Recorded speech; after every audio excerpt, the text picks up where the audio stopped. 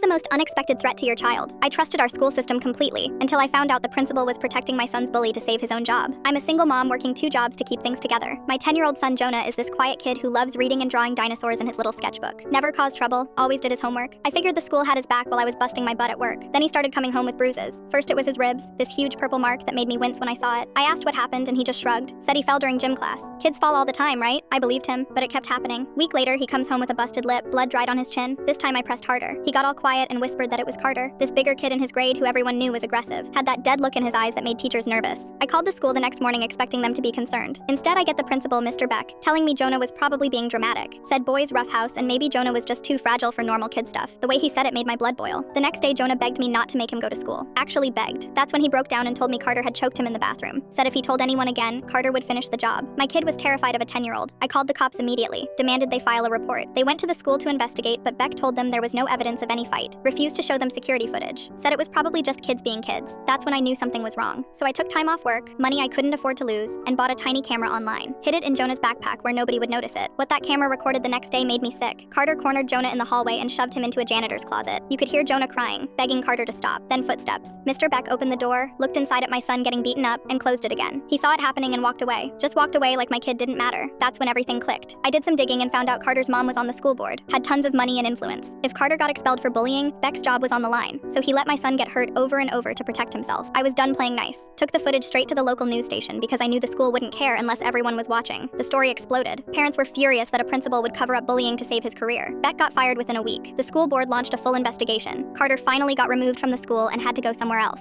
Justice felt good, but it took way too long.